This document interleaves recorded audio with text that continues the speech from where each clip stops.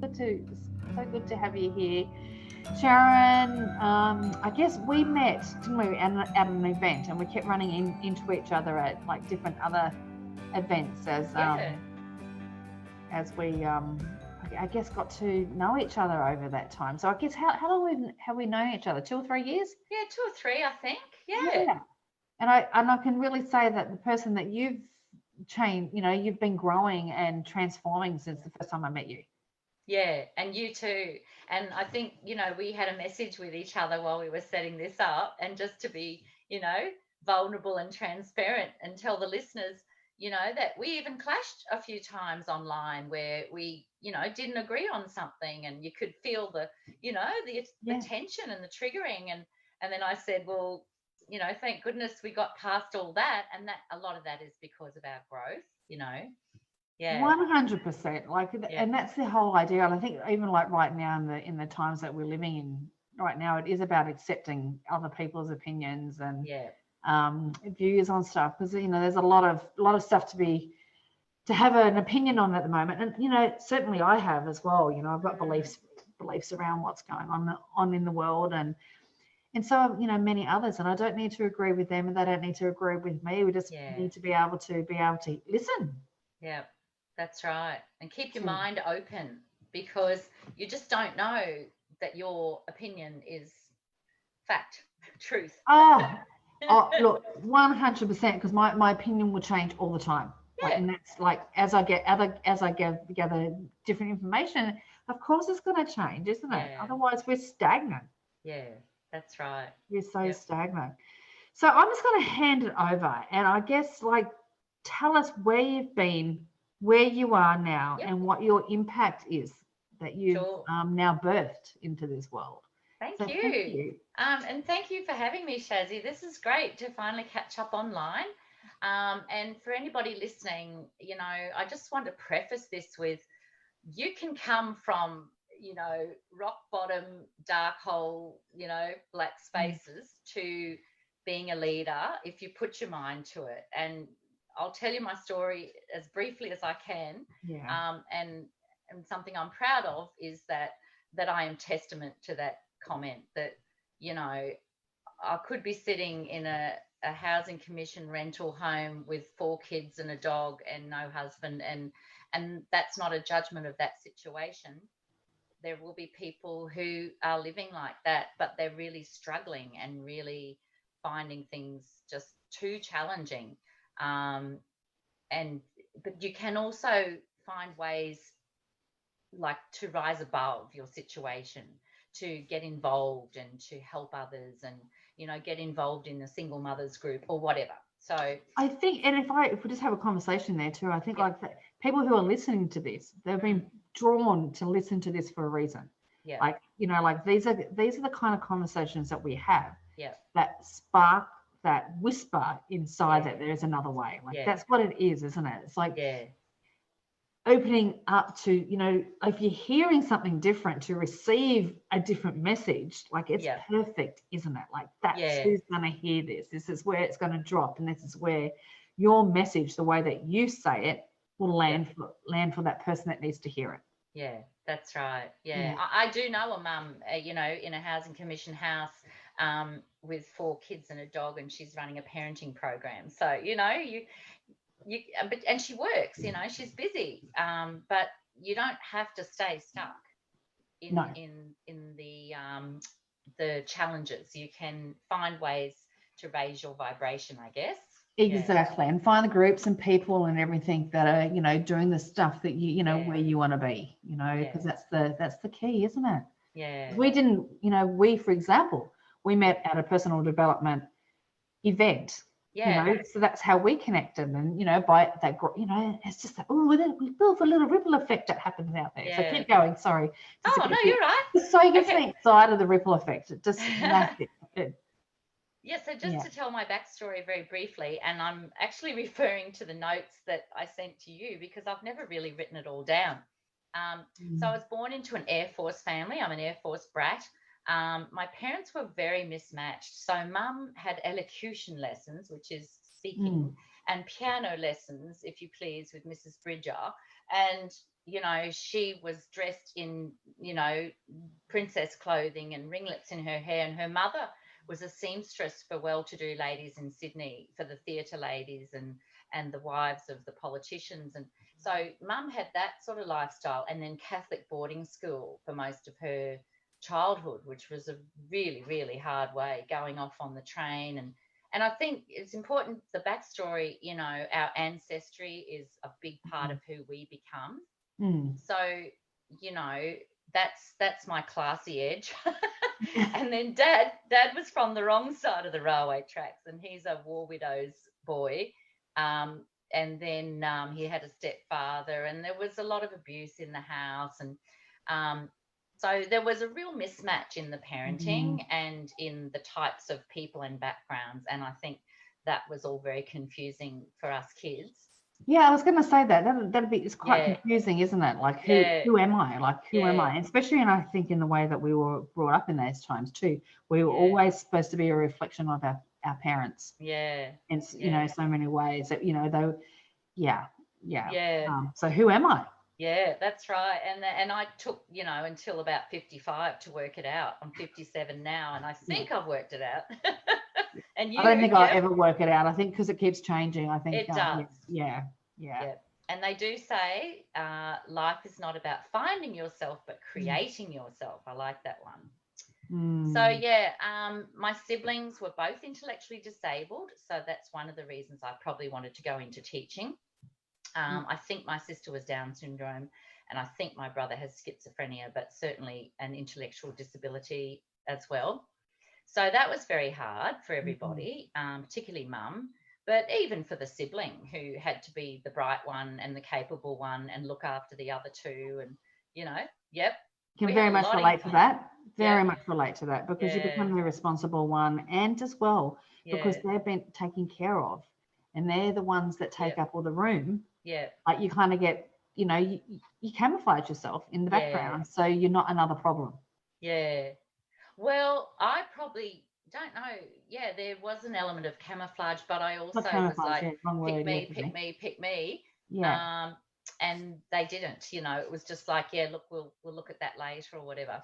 Because you're okay. You're safe. Like, you're sorted. You're fine. My mother used to even say, and still does, say things like, well, I expected you to do well on that. And I'd say, it'd be nice to be congratulated, mum, And she'll say, even to this day, she'll say, oh, well, I don't know what you want me to say. And I think, I want you to be, that kind of mum that throws her arms around me and says, I'm proud of you, darling, but it isn't there. No. You're because we've created that relationship, isn't it? That we are okay. Yeah. We will always be, we're okay. Yeah. So those of us with, the non-nurturing parents, we have to learn to self-nurture and then pay it forward to our children. So we moved around a lot, always at a new school, new house, and we went to Malaysia for a couple of years, which had a big impact. But Dad and I loved it because it was all sporting, all travelling, all, shows. And Mum and my siblings lived in fear for 2 years. So that was very hard. Yeah. And that was part of the picture. And Dad, of course, like a lot of them, was alcoholic. He was a womanizer. There was abuse, all kinds of abuse growing up. And poor Mum, she tolerated all of this. She was a fearful warrior, still is, but quite the strong businesswoman, So then once we came back home to Brisbane, Mum was able to buy a house for us. It was our first real home, not Air Force. And she was able to buy that from her parents' estate. So the next time Dad strayed, he got the boot, which was what she had to do. Yeah. But the problem was, I think my sister and I were okay, although Kim really missed her daddy. She had a very special bond with Dad, I think I was with Mum that we were better off without him. And then I had to go through a process of reconciling with him and accepting his mistakes and all of that. Yeah, the healing, forgiveness. Yeah, all the above. Yeah, and that included the alcohol and the abuse too. We had sort of had to go through healing the past. But he went to AA, so he got the process there, and then I learned stuff, and yeah, we worked it out. My brother was, he was only 13, and he didn't have a bond with Dad anyway. They were very similar, dissimilar people. So he ended up in jail, and now I don't know where he is. He's missing in action somewhere, and I'm still trying to track him down. So poor kid, just no connection with that man. And my sister worked at the sheltered workshop, but she died of cancer a few years ago after a long battle. And then I sat by bedsides of Dad and my soulmate auntie, my only aunt, and a couple of other people, So that was, a lot of getting involved in other people's journeys and really thinking about your own journey and mortality. Yeah. So how's that like when we're involved in somebody else's life so much? Yeah. What does that feel like for you? Like, do you think that's a reflection of other stuff? Yeah, I think it's beautiful to be a witness to it and to be involved in the death, I guess, and their feelings of, their grieving process and their reconciliations with others. And, it's a real privilege. Yeah. And it certainly opens your eyes to a whole lot of things about human behavior. Yeah. And I guess, it softens you. Yeah, it does. It's such a gift to be alive, isn't it? Yeah. The first time I forget who was first, my sister, I guess. Oh, then my stepfather. Yeah. And the first time you sort of, if you're not used to this sort of thing, you don't know how much you want to get involved and you don't want to sit and talk about too much detail. But after a while, it becomes natural. So, yeah. The only thing that we're guaranteed, isn't it, is death. Yeah, that's right. Yeah. So, so then I had a marriage to a really great guy. We ended up on different paths in the end, but we were married 30 years, and we had my amazing millennials, Marco, 23, who just married to Crystal, and Lisa is 22 and studying psychology. Awesome. So, yeah, and she has a partner. Now, I had terrible postnatal depression, rock bottom, in hospital for a month, ECT, which is highly controversial. Every time I can't remember something, I blame that. Oh, yeah, I had that ECT. Yeah, it's got to be. It couldn't be middle age. Yeah, no, definitely not. Anyway, but it was a really, really hard time for everyone involved. And my in-laws were mostly supportive. They're lovely people. Mum really struggled, to even label it, like, not in my family, and she's just tired. And I'd say it's more than tiredness, Mum. It's because of the tiredness, the chemicals have just plummeted. I can't build them up. It's severe depression. Yeah. Was that, do you reckon that was like your pivotal moment like even back then when you weren't really sure what was going on, but that was a pivotal moment unconsciously waking you like over the head kind of thing? Yeah. I mean, I knew I was always a worrier. I'd learnt from the best. And then I had, like, Dad was, the showman, let's do this, let's do that. I had that side. And then I had Mum, the conservative, follow the rules, black and white thing. It was just this crazy mismatch of role models. And I think it just all exploded. And it was probably a long overdue breakdown, or a breakdown that would have happened at some stage. Yeah. But that's when I started personal development. So way back, 30 years ago. So I'm glad that I did. Yeah. I'm grateful for that experience. And then I was able to help other mothers to get through that.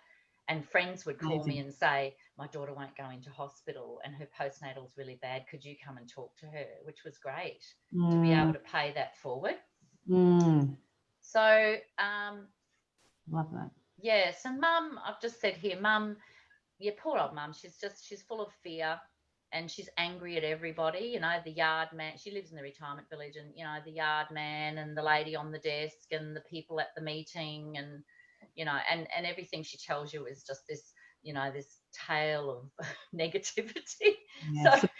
Suppression, like a lot of suppression. Heaps of suppression. Truth, like that's truth, isn't it? Like that's the way I look at it. So much suppression. Yeah. So much. mental health, mental, you know, that anger, like, yeah.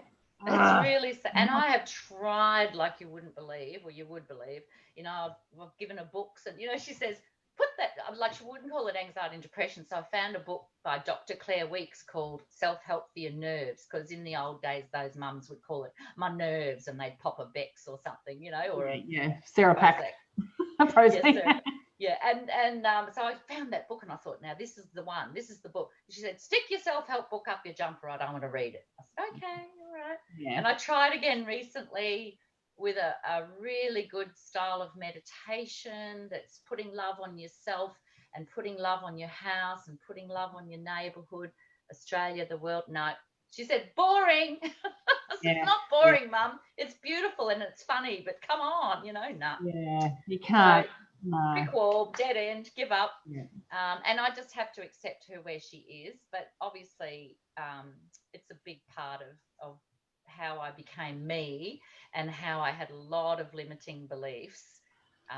Isn't that just there, like there is like that whole mirror back of reflection of acceptance of who you are and have been, like that mirror back, like each time and same, my dad is exactly like the same.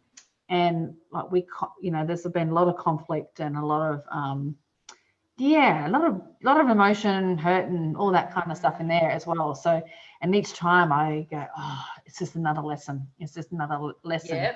There's a part, you know, that trigger in the way that he's being is still a reflection of me. Otherwise, it wouldn't be triggering it.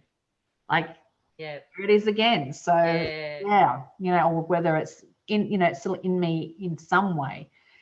Maybe I just need to forgive myself for that moment where I behaved that, that badly, rather, because, I think we've all got to, you know, we still have defaults that we fall back onto. Yeah, that's right. Because they're embedded in us because of the years, you know, the 40, 50 years behind us. Programming. Programming, isn't it? Yeah, it's like consciously we're aware of it now. Like we're much more conscious of it, but still freaking learning every day. Oh, I'll say, but that's a good thing. Now I just lost my notes. Here we go. So I had the postnatal, and then my husband and I had some really tough times through the marriage, lots of challenges, but basically, you know, we were pretty much on the same page. Good parents, raised good kids. We did some travels, and he's had some real high-flying jobs, and I've benefited, you know, from that, and seeing some places and having a nice house, and, you know, all the trimmings and but, you know, all that time I just wanted to be able to be me and be accepted as me from him and from Mum. And of course, when I went off, yes, that's right, that's where it comes down to initially. This is done in the mirror, isn't it? Like, and that's it, because I'd think, oh well, you know, he won't let me do this, and Mum doesn't like me doing, and so I guess I just won't do it, you know. So and then we just ended up on such different paths that we parted ways. He's very corporate, I'm very hippie, so, you know. And that's okay. The biggest thing that you learnt there within your marriage breakdown? About yourself, I guess about yourself. I was going to look into the camera and say, don't do it. It's just, it is the hardest road to go through. It's the biggest grief and guilt and remorse and shame and all that stuff. If you can do it well, good luck to you. But it's do what well? Hard. What's that? Oh, the separation and divorce. If you can do it well, if you can be friends and say, look, we're on different paths. How about, you know, we just call it quits? And you know, I've met those people, and I think, well, you're amazing, because Greg and I fell into the rut that other couples, you said this and you did all that nasty, and I was drinking very heavily, and so, you know, late night emails and messages, and oh my God, you know, just shocking. So I guess, what I've learned is, you know, if you can do it differently and just go to your partner and say, this isn't working, how can we really commit to doing this as friends, you know, rather than a lot of conditioning around what that needs to look like, isn't it? Like I think there's a deep conditioning and belief that so many of us have, that separation is bad and it's and it's ugly and all of that. And unless we kind of heal that before we start that process, it's going to be that, isn't it? Like in hindsight kind of thing, you know, it's just like, if we both committed to know that that story is somebody else's story, it's not going to be our story, and let's commit to doing it, you know, another way. Because I really, you know, I really believe that. I've watched both fall apart. You know, I've watched, you know, your situation, you know, with a close friend, and I've watched another one, same thing. One's been really great and one's been, you know, not so great. And I think it's you know, we only know what we know, isn't it? Until we know. That's right. You know, if I could have my time over. But I mean, like, who was your role models in separation and divorce? You know, like your parents probably. You know, and theirs was also nasty. Exactly. It's a deep wounded belief that you had, like, you know, completely unconsciously, that played out again until you healed it. That's right. So, and I would encourage people to get a coach. I've since met, you know, many wonderful relationship coaches who can help you through that process. And that way you're accountable and you won't send off that vicious text and that sort of thing that can cut to the bone, you know. And 100%, you know, Andy and I had counselling. I think it was this time last year as well. And, you know, we're kind of at that point in our relationship, you know, where they're going to stay or we're going to go. Be careful, my son is around, and and my mum. They're locked in the media room out the back. But it was at that point. And so, you know, and at that point too, we committed to, like, if this isn't going to go anywhere, we're going to keep you, our counsellor, here for the separation. That's so right. we can just navigate that really cleanly, so we can heal. You know, anything that was going to come up to. Well done. But we've got through, you know, for now, you know, I think the biggest thing, like for me with relationship, it may not be forever. That's right. You know, once I think we'll let go of that, like, locked in, cemented kind of heaviness of what that burden of, like, forever feels like, you go, it's fine. Like, it's so much freer. We become free. We haven't got if it doesn't work out, okay. That should be okay. Okay, you know, set those free that you love. You know, that's good, isn't it? Like, it's just a conditioning that we believe that when we say I do, this is forever, and till death do we part. Exactly. Death or something. I'll just kill you slowly in the process while we separate. That's right. You get less for murder. All those lines, you know. Exactly, that replay and become. So we all get it, and you've got to work at it, and you've got to pick up, you know, the 5 love languages, and you've got to make it work. And there are counsellors too that I know that work with couples online too.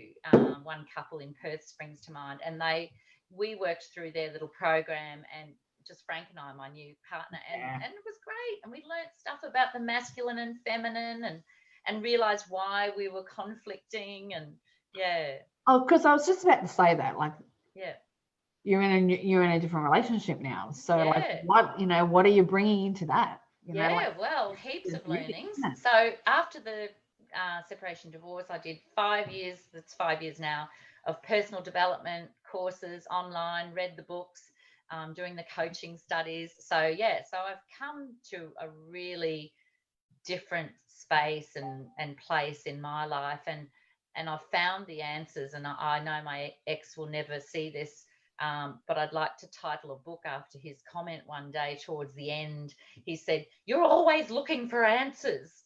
And I just stopped and laughed, which made him more cross. And I said, isn't everybody looking for answers? You know, isn't that why people meditate or do personal development or go jogging or go to church, or, you know, we're all looking for answers, you know. And I became a bit angry and sarcastic and said, "What? So you found yours?" You know. And I said, "I will always be looking for answers, mate, till the day I go, because there are answers out there, and I will find my peace and calm. I will learn to love myself. I will And I've learned all those things now, and it's just a whole new ball game. As you know, that journey of finding things like meditation and self-love, and it's just huge transformation. I don't think it ever ends. Like, I really don't think, like, I just listened to Brene again today, on the red table thing, and I just loved it. Like, it just, like, I think every time you hear something else, like something else cracks you open, a little bit more information can come in and it lands, and you get to embody a little bit more of, which is like so many topics for our session on Friday that I'd love to be able to tap into on the back of that. But it just never ends. Like, there's so much more love to give. For self and others. Like, there's, like Rumi's quote, it's not to seek love, it's to heal the love, everything within us that is not love. So instead of seeking it outside and the external validation, it's really about finding those parts within us that are no longer love. And love good. That, because that's the reflection back out again. So instead of trying to find that piece outside of us to put it in to fill that hole, there's a lot of responsibility for, like, Shavs here to make me feel loved and worthy. That's not up to you to make me feel that way. It's up to me to make me feel that way, and to find that love within me. So then I can emanate that out and leave. Like, we can't expect others to have what we don't have. Exactly. So, like, coming into your marriage, I mean, are you married to Frank?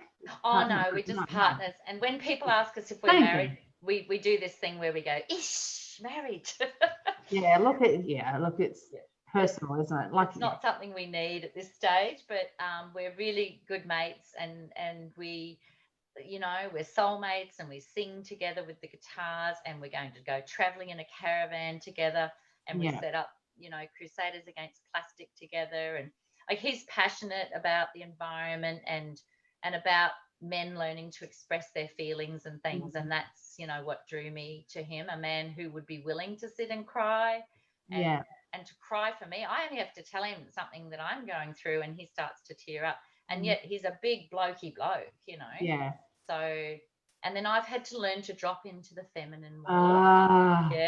And hand back the balls, as I say, back the balls. It is. It's a gig, isn't it? It's a real gig. And I didn't know anything about that until I started this journey, and that's a big part of what I've learned. And the other thing is just that, as simple as come from love, not fear. So, when my ex asked me if he could buy my bicycle to give to his new lady friend, my old response would have been to tell every girlfriend that would listen this terrible story about how dare they, and is it not enough that she's sleeping in my bed, and now they want my bloody bike, and rant. Victim. And then I stopped myself, and I said to my daughter, do you know what I'm going to do? I'm going to take the 2 bikes, and I'm going to have them serviced, and I'm going to tie them up with a big ribbon and put a lovely wedding card on there and gift them the bikes for their wedding. And she's like, Mum, wow, that's amazing. You sure? I said, yeah, well, I won't be able to sit on that seat now anyway, because if I do, I'll be thinking, oh, she wanted my bike, So, and it just, that coming from love, not fear, just changed everything. I was going to say, like, I mean, it's not for them, it's for you, isn't it? Because that just opens your heart up, and you can give, as long as you don't, as long as that story is pure in that giving, isn't it? Like, it's, and there's some healing in that, isn't there? Like, I think every time you would actually probably even say that story, there'll be another depth of healing that happens. In that's that. right. It doesn't. And then that has led the way. That action, that one event, has then led the way for me. Okay, I guess he means this. All right, let me think. Yep, come from love, and even with Mum. Okay, she's fearful of this, so I can see where she's coming from, and how do I view this with love, and see her position, and not fight, So and I think as that age as well, mine's in the back room. Like, for me, I've had to go, like, you're an older woman now. You're not that mother that I had. That's right. So it really does change that dynamic. But it's not easy.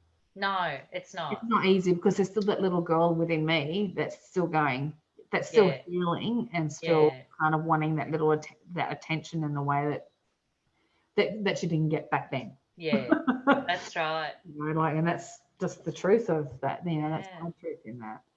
Yeah, and I think when we do begin to understand our inner child, that's just so powerful.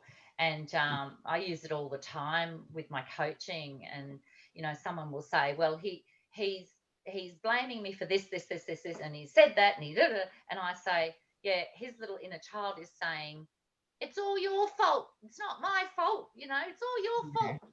And you're a big meanie, And then they laugh and go, yeah, that's pretty much what he's saying, isn't it? And then once you reduce it to that inner child behavior and language, it's like, I get this. Yeah, you think, okay.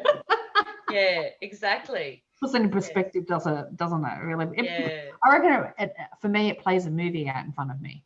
Yeah. I can actually see it from that third person. I can see the movie trailer going, that's good. I like that. Yeah. There it is. Yeah. What would this look like? Yeah. Designing. Yeah, mine will be The Bike, a short film of love. Yeah, I can see it. That's good. I'm going to use that one. Yeah, I've learnt that one today. Yeah, so now I'm just applying all of this in my coaching with families, and I just want to help families to, because I've come from this very dysfunctional family of origin. I've raised a good family, but then we've had the separation and divorce, which did involve the kids. They were 17 and 19, and that was very difficult for everyone. And that's their journey, and they will learn. Yeah, and we've talked a lot about all of that and how it affected them and everything. But now I want to help those families who are single parents or are going through separation with 50-50 or whatever, and just families in general, particularly with teenagers, because that's just the most difficult time for everybody. The sullen teenager in the room that is on Xbox all day and comes out for food and says there's nothing to eat. And doesn't help with the washing or anything. How do we change that dynamic? How do we work together as a team?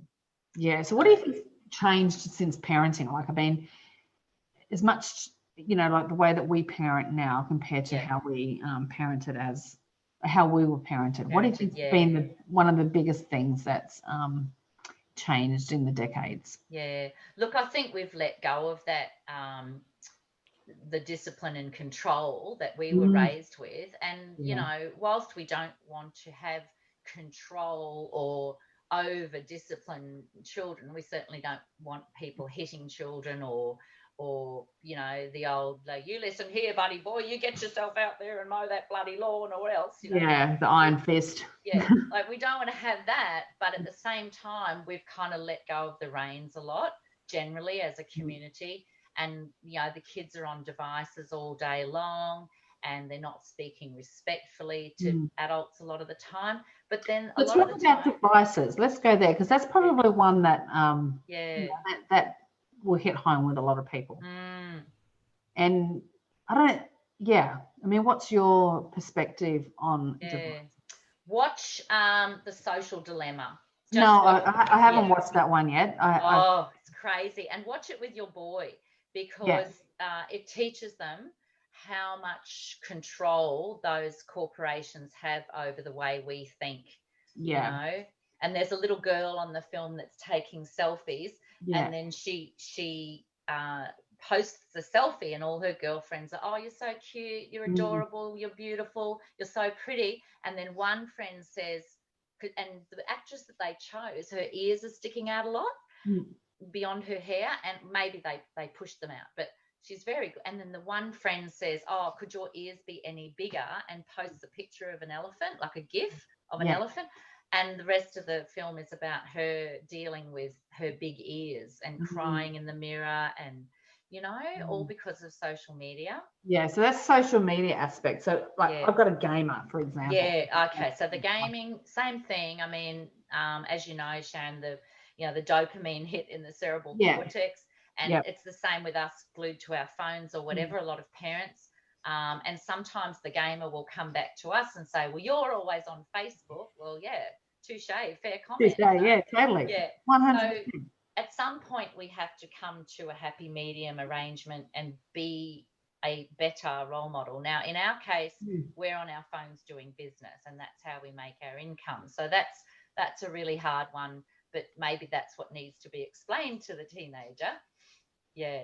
But they see what they see. Like this is always my kind of my dilemma too. They see what they see. It's not what we say. They just see what they see, and when they're seeing that, and I get it. It's like as soon as I've got my phone there, I'm ignoring him. Or that's right. Yeah, it doesn't matter what the hell I'm doing on that. Yeah, exactly. It's not what it's the way it makes him feel. Yeah, and he may not speak those words, but I get it. Yeah, I feel it in his body. I feel the disconnect. I'm working, and he's like, "No, you're just rejecting me." Yeah, that's right. It's the word. That's the feeling that comes across. So I think we're age that we I don't know. I think it's finding those balances and boundaries for ourselves and for them and for it's a hard one. I don't think there is a one way. I think it's every kid is so individual as well. Yeah. Some kids 1 hour on a game and they become a monsters. Yeah. We're all different. We're all different, isn't it? And well, I was talking to a mum this morning of a 16-year-old girl who's just constantly on the Xbox, and she's yelling and shouting at it, and she's angry with the game, and mum's sort of, what do I do? And I put it to the group, and the group are offering suggestions, including mine. And I said, I think with these ones that are just so addicted and not doing anything around the house, I think we really do need to sit down, for the 10th time or whatever, to have that conversation and maybe draw up, a bit of a schedule. And so there's got to be a curfew for nighttime. And they've got to be up at a reasonable hour in the morning, not this sort of sleep till 2 p.m. and then game till 2 p.m. It's like, and we've got to teach them that that's not healthy for them. But then someone came in. There's an element that goes, well, this is what we think. That's right. We have been conditioned to believe that we need to go from work from 9, from school to 9 to 3, and that all kind of inner conflict comes up with me. It's like, well, that's only because I've been told that's the way it's supposed to be. But, although there is a lot of evidence for, night and day, and working during the day and sleeping during the night. I agree. Better for our body clock and our circadian rhythms and all that for sleep. But there's also a lot of evidence that teaches us that, that constant flash is not good for our brains. And then what you need to do is just, sit down and work out a bit of a schedule with them, and maybe you write a schedule each, and then you come together and try and blend it, match it, negotiate. It is hard. I've got lots too. Boundaries. But that's what I was going to say though. This is really important. This part is one of the mums who's a coach came on and gave me an even better idea. She said, it's more, and I'm going to post this shortly. It's more about not taking away from them. And I forgot about this. It's like we're not losing weight, we're getting healthy, focusing on the positive. So we're not taking the gaming away. She says, with the 16-year-old, she said, what about if you take her to have her nails done or do them yourselves? Start adding other activities that will get her off the game and make those the positives for connection. And I said, see, that's just genius. And I should have thought of it and I didn't. And thank you for being here. And I'm going to post that in the group. I know, and it's tough. Like, like me right now, like we're going out tomorrow, day out tomorrow at school holidays and stuff. And what do you do? And he's like, I don't know. And I'm like, okay, what do you want to do? Like, getting him off devices and getting him out of the house, and it's not his jam. It's like, okay, when it's Anyway, we'll find, and I'll keep it posted, because I think actually I did have a document that I had that had heaps of great ideas. There's a lot of those online, what to do in your city that's free. The other thing you can do is, get creative and put 3 options in a jar, and he's got to pull out. Well, but make sure they're 3 that you would like to. It could be the movies, could be shopping, could be going to the amusement arcade, which is more gaming, but you do it together, and have lunch. I know. Yeah. So yeah. But you put the 3 options in the jar, and you agree. Okay, so whichever one you pick, that's the one we're doing. But there's 4 of us going. So 2 mums and 2 kids. So we'll fun. It's all fun. It's all fun. It's just and I think sometimes if you get like a teenager at that age, they really don't want to hang out. Like they just want to do their thing. My age, when we, when I was only 15, we were out and about. Yeah, but if he's got his friend and you've got your friend, that's the ideal way to do it, And you can even, one of my girlfriends taught me, to say when the kids say, "Oh, Mum, you're so embarrassing," she'd say, "That's my job. That's my job to embarrass you. I'm glad you noticed. Thank you." And I still do that one. Thank you for noticing. I must admit, I'm a bit more. I'm want to be really respectful. Like even tonight, we're going to. He's got a stretch class on at karate, and it's open up to all of us. And I said, "I'm coming," and he goes, "But why?" Yeah. I said, because they're embarrassed. You forget how embarrassed they can be when you're there. Yeah, that's right. And I want to 100. I want to respect him. And his feelings on that, and not make fun of those because that's that uncomfortable feeling that he's obviously got within him. I don't want that expressed within him, and I just want to honour that. Yeah, okay, it is a bit shitty when your mum. Yeah. But I'm still going to be me. I'm not going to disown me. Yeah, that's right. Yeah. In the process of, you'll have to accept that. Yeah. Well, my love. Now, before we go, thank you so much for sharing all that. I think it's so important for people to feel you and feel your journey and where you've come from, the lessons that you've learned and where you are now. So tell me about what you've got on offer. Yeah, sure. So I've had several pages and groups, but the latest one, well, we're always evolving. But the latest one is called the Teen Whisperer. So if people look for the Teen Whisperer, and you can put all this in the comments on here. Yeah, I'll put the link because I did notice when I set it up that there are a couple of other teen whisperers in the world. Go figure. So I'll put it in there, and I do have a bigger group called the Kids, Teens and Families Whisperers. So there's lots of people offering advice in there, like different counsellors and coaches and physios and OTs and whoever. And then this little subgroup is called the Teen Whisperer. So I'll put both groups up, and the bigger group is good for people who have younger children. And the Teen Whisperer, obviously, for teens or tweens, or even, the 7-year-old that's going on 17. If they're exhibiting those real teen behaviours, come to this group. And there's so much wisdom in there among the group, and people like this lady this morning helping the other lady with that idea. Yep. Collaboration. Whoop, whoop. This is what it's about, isn't it? Yeah. And then what I'm doing is starting on Monday, the 5th of October, I've offered to work with 10 families, actually 11 families. The 11th family is going to have a scholarship. They'll get their course free, and the 10 families can work in pairs if they want to. So the 2 families can do it for $550. So $225 each. So so the 2 families to keep each other accountable. To come in together and to work through 11 weeks of learning and growth, and we'll set up a vision board for the family and a team name and a logo, and it's all about being part of, it sounds like fun. Amazing. That's awesome. Well, please share that within that group. I think anyone who's listening listening on the replay, and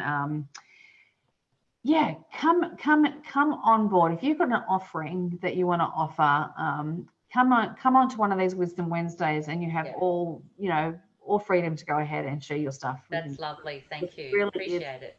About collaboration and service. And so come in, provide some wisdom like you have now, Shaz, because that's, your wisdom will land with somebody that needs to hear it. That course that you're offering, someone's going to go, yep, I need that right now. We're coming into 3rd term, and that can be really heavy. Especially this year with COVID.